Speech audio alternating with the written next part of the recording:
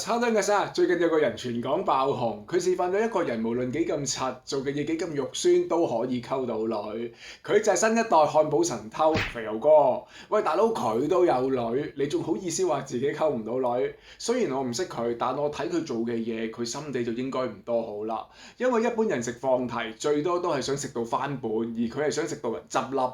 肥牛哥條片大家應該都睇咗，我唔重複啦。我想同大家講下肥牛哥俾到咩啟示我哋。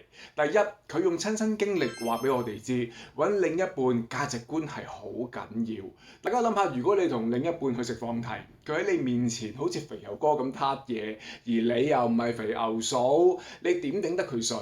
第二，肥牛哥又 cheap 又肥又貪心，都有女，成日話自己溝唔到女嘅網友唔好再灰落去，由今日開始積極主動不斷出擊，就算唔溝女住都好，識多啲女仔 friend 先，習慣同陌生女仔相處同溝通。